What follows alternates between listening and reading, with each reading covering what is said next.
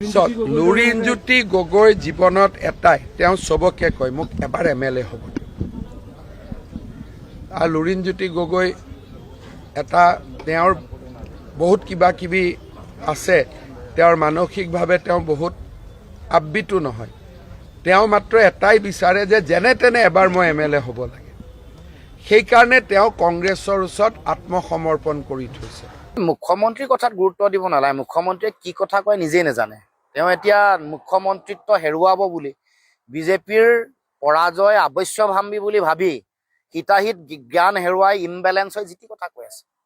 যিটি বকি থকা আজিও দেখিছো আগতেও তেওঁ যিকোনো সভাত আপোনালোকে চাওকচোন এগৰাকী মুখ্যমন্ত্ৰীয়ে যিবোৰ কথা ক'ব নালাগে সেইবোৰ তেওঁ ভাবে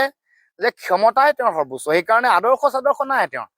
তেওঁ কিবি আদৰ্শগত কথাত বিজেপিলৈ গৈছে এতিয়া যে ইমান আদৰ্শৰ ডাঙৰ ডাঙৰ হীৰা ফুলাই কথা কয় তেওঁ লুই বাৰ্জাৰ কেলেংকাৰী এই গোটেই ডিমা হাছাও কেলেংকাৰী কিবা কিবি কেলেংকাৰীত CBI তেওঁক তদন্ত কৰি তিহাৰ জেলত দিব বুলিহে তেওঁ ৰাম জাপ মাৰি পিনে বিজেপিলৈ গৈছে তেওঁৰ কথাৰ কোনো মূল্য নাই দাম নাই আৰু মুখ্যমন্ত্ৰীৰ কাৰণে উপযুক্ত নহয় বুলি ইতিমধ্যে তেওঁৰ কাম কাজে তেওঁ প্ৰমাণ কৰিছে হিমন্ত বিশ্ব শৰ্মাই নিজৰ কেলেংকাৰী ঢাকিবৰ কাৰণে বা জেললৈ যোৱাটো বাৰণ কৰিবলৈতো বিজেপিলৈ গৈছে এইটো কথা কোনে নাজানে তেখেতৰ কথা কি দাম আছে তেখেতৰ নিচিনা ভাবিছে নেকি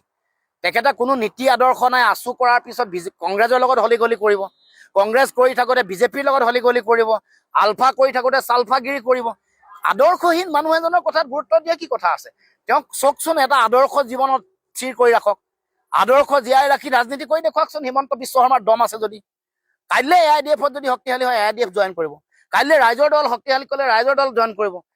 তেওঁ নিজে ক্ষমতাত থাকিব লাগে দুৰ্নীতি কৰি সিন্ডিকেট কৰি কমিশ্যন লৈ নিজৰ জীৱন গঢ়িব লাগে নিজৰ ঘৈণীয়েকক সুখী কৰিব লাগে আৰু নিজৰ পুত্ৰক কোম্পানী মালিক কৰিব লাগে উজনি অসমৰ তেওঁ বাগানৰ মালিক হ'ব লাগে তেওঁ TV চেনেলৰ মালিক হ'ব লাগে পেপাৰৰ মালিক হ'ব লাগে তেওঁ